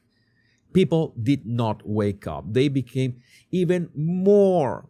It's like Mark Twain said. It's much more difficult to. It's much easier to fool people that convince them that they were fooled. If Kamala Harris wins, you think that, oh, those liberals are going to learn what is to be. They're going to have a lesson. It is not going to work. They are going to be happy about their misery. They're going to feel that they deserve their misery. They're going to say that they are privileged white people, whatever, and you know how it goes. They're going to be happy about it. And they're going to be even more socialist and liberals. And I already saw it with my own eyes. I would love to tell you that even in the scenario that Kamala Harris wins, okay, liberals are going to realize that what happened to the country. No. Some of them will realize it. Some of them will do. Of course, I'm not going to say that all people that voted for Kamala, none of those people can wake up at some point if she becomes president. But the problem is that Democrats could be planning, or they are planning, what Chavez did. That is essentially convert the country into an uniparty. How do you do that? Well, importing all those immigrants and making them citizens and making sure that you flood these battleground states with immigrants and make sure that they vote for you in the elections, in next elections. So essentially, the Democrat Party, you will turn every state into California. You will turn every state into you will have not a blue wall. You will have a blue country. And you essentially will transform all the country into California. And you do it really fast. You will do it during your 4 years. Kamala Harris will do it during her first 4 years as president. So she will essentially secure that second term. And then the Democrat Party will secure anything after that. This is not hypothetical. This is not something that I'm making up. This is the exact same thing that Hugo Chavez did in Venezuela. And before you tell me the United States is not Venezuela, we said back then, many times, we Venezuelans said, Venezuela is not Cuba. We said that in the most arrogant way. This is not going to happen to Venezuela. You are crazy. Socialism is not going to do that to our country. And here we are.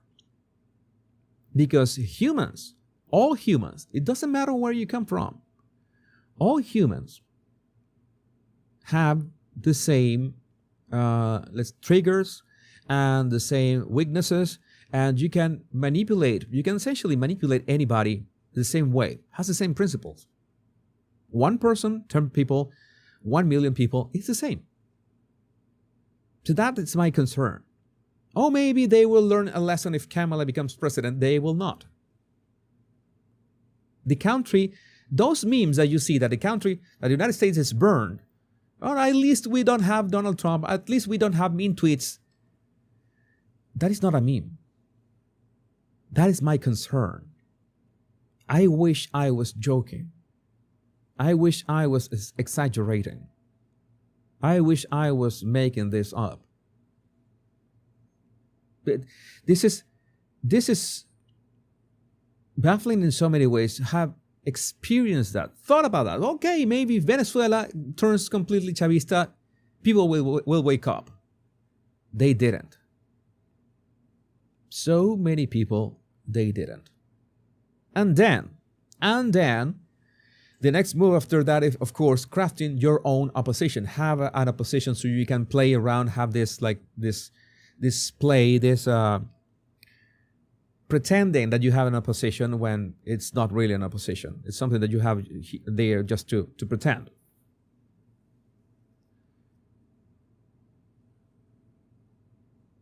So one thing that is something that we need to think about is that sometimes you can despise people from the other side. People who are voting for Kamala Harris. Oh, they are evil, they're stupid, there's this, such and such and such. But I need to warn you against that kind of feelings, because essentially you are doing this for them as well. Because if there's no scenario in which they will learn anyway. I mean, if Donald Trump wins, they're going to be triggered. There's going to be this mental illness, collapse, meltdown, global meltdown. But it's the right thing. It's the right thing to happen. It's the right thing to do, to vote for Donald Trump. And in the end, maybe they don't know, liberals and people who are voting for Kamala Harris, but this will be the best for them. And they will deny it. And they will deny it with all their heart and soul, but it still will be good for them. And you need to realize that.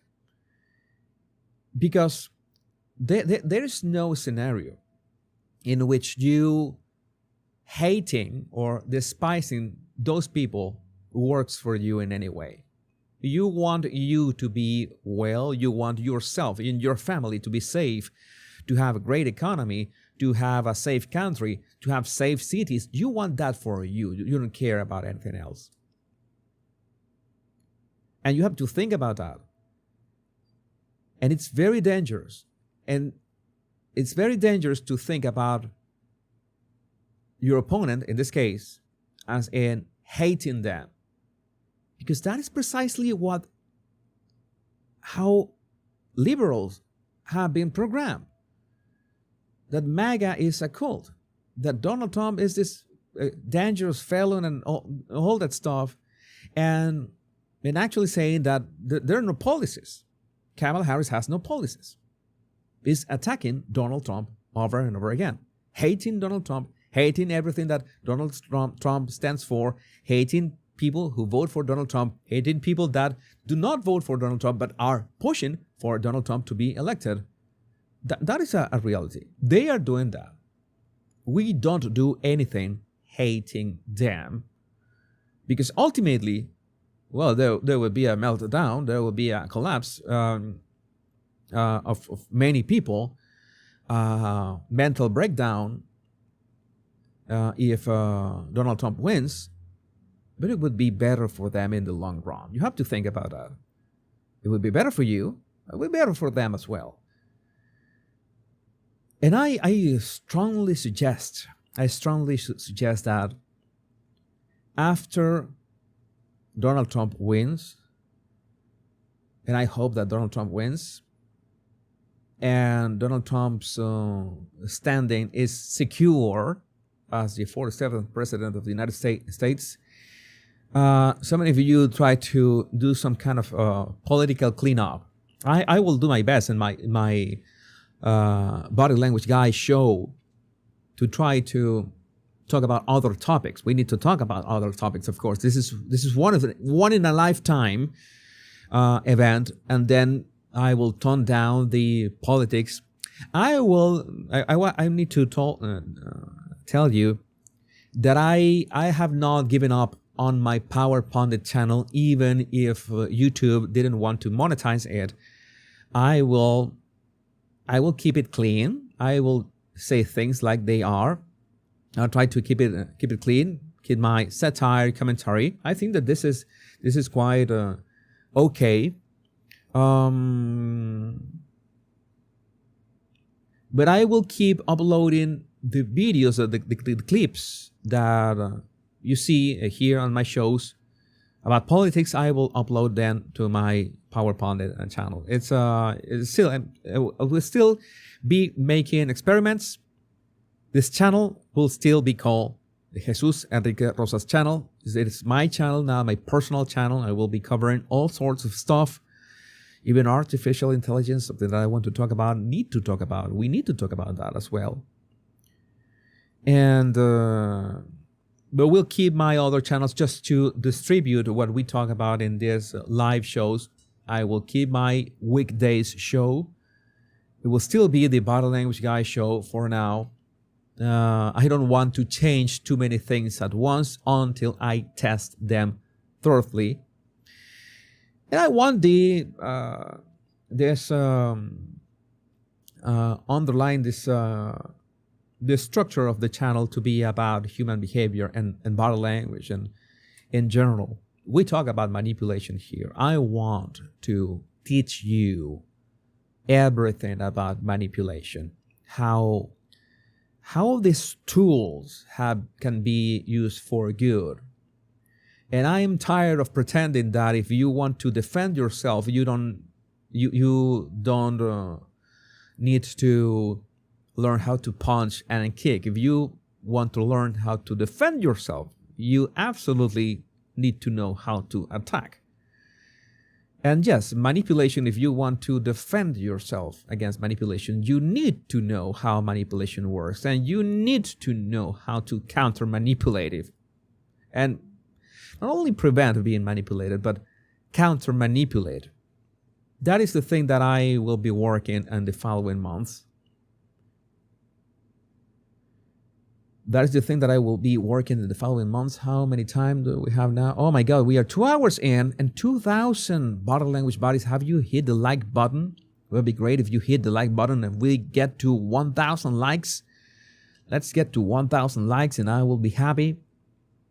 And make sure to subscribe in any platform that you're watching this show. Make sure to subscribe and like. That is great. That is the best way to support my channel. Remember that there's this, if you want to learn about body language, now that we are talking about body language, I've got a book on Amazon, my book, Body Language in 40 Days, in which I outline all that you need to know from zero to proficient in body language, not only in reading other people's body language, which is interesting, by the way, how to understand what's going on through their minds and even read their minds at some point, but also control your own body language so you don't misspeak with your body language. Make sure that you project and communicate with your body what you want to communicate, and you make your point and there are no contradictions. And maybe you are sometimes insecure. That this comes from personal experience. I was very insecure. I can still be insecure in some scenarios, and I use this to be able to know myself better and being able to control and use body language to my advantage, and ultimately being more persuasive. Every single one of us wants to be more persuasive because life is about persuasion. we could talk about that at some point. We could talk about that at some point. That life is about persuasion. You are persuading every single minute, every time, every conversation is persuasion at every point. So go get my book with the link in the description of this video. You can get it both as an ebook or as a paperback. So coming back, oh my God, so much energy, but nice energy in the chat. We arrived at 1,000 likes. This is great. Thank you for that, for this. So amazing. There's some, we're talking about Ron Paul. So many things happening, but this is the kind of things that I know that I need to take a break right now, because we're talking about in 6 hours, like in 6 hours, I will be starting the actual live stream at 8 p.m. Eastern Time. I will be starting a live stream in which I will just go, I hope that 12 hours. I always wanted to do a 12-hour live stream. I don't know, something that I have in my mind since the Johnny Depp and Amber Heard.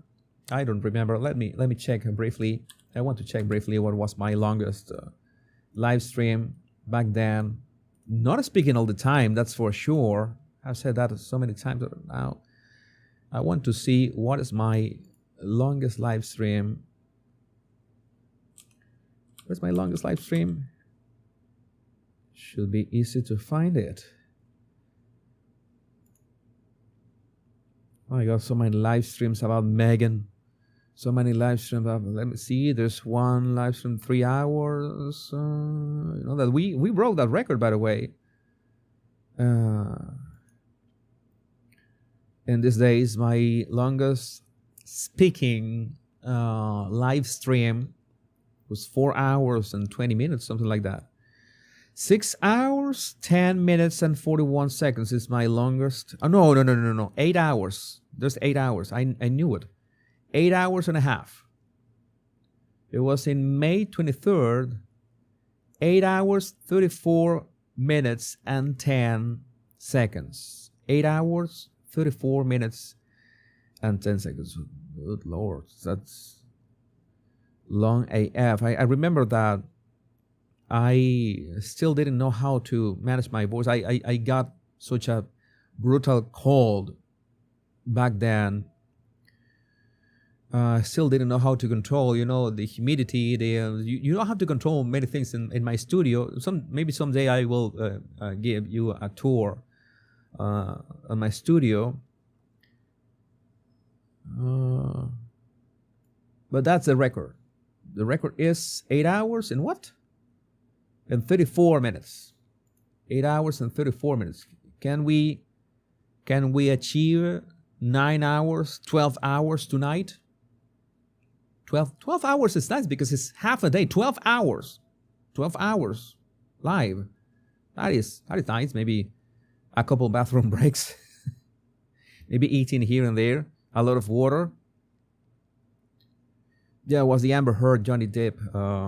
Let me see if I can.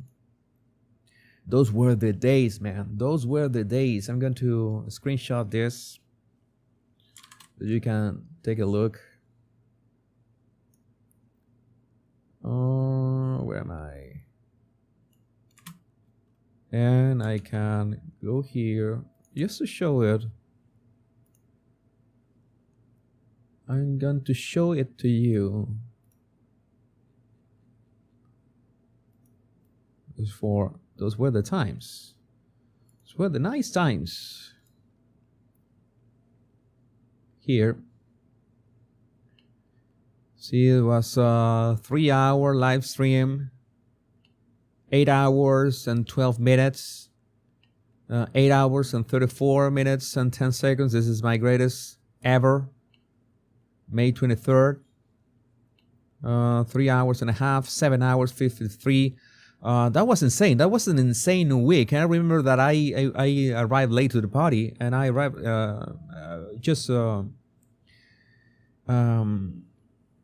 Oh, Jenny has telling me that I've got super chats. Thank you, Jenny. I'm going to read your super chats right now. I'm going to read your super chats right now. Let me see how you access them. I'm going to switch to my and I can read your super chats. Okay.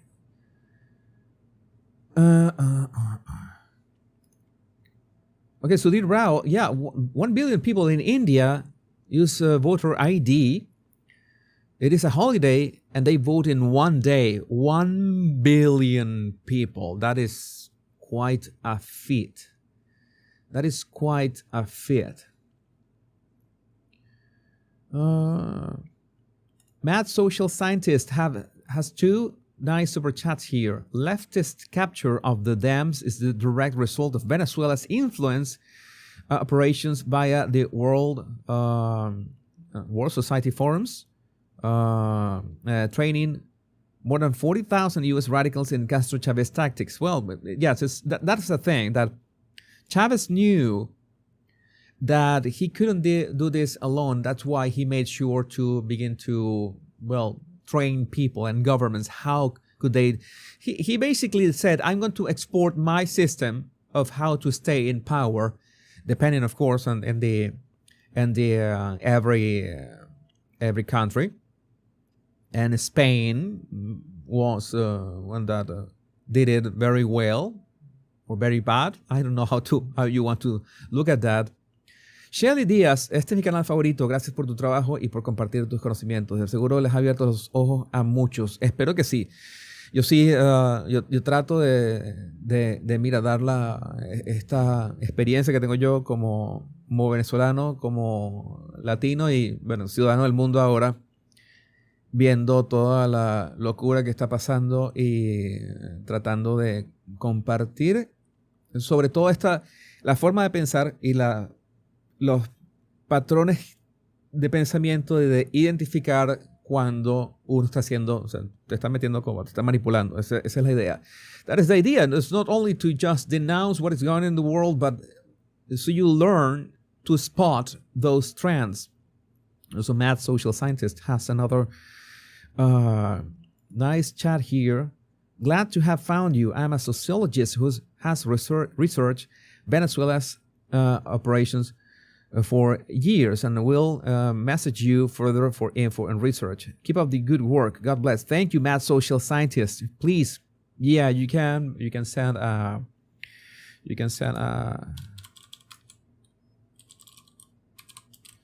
you can email me here. You're gonna highlight my own comment. How do I see? This is my email. You can email me there. You can email me there.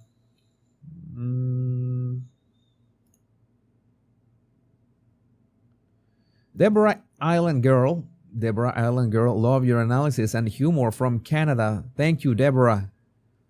Thank you for dropping by and sending a super chat.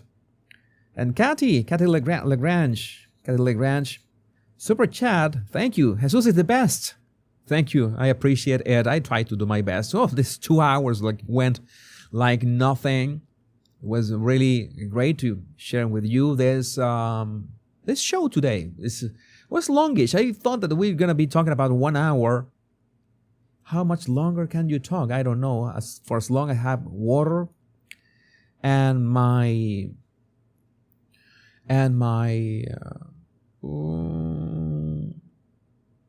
when my throat stands, I think I could be, I already know I can talk for 4 hours. Maybe I can talk for 6 hours. I don't know how long we'll have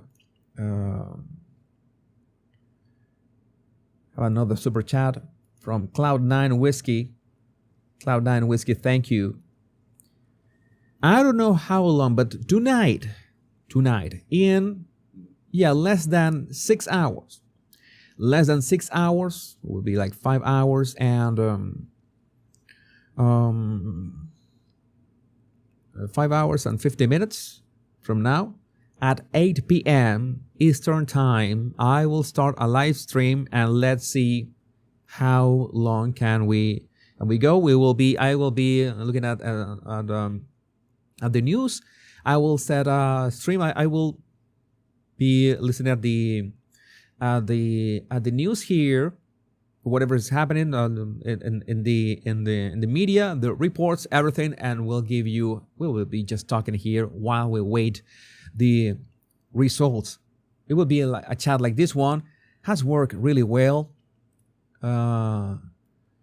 Us here just having a chat. This screen is great and can be talking, and we can be interacting here with the live chat at the same time. I find this is great because this is such a great community.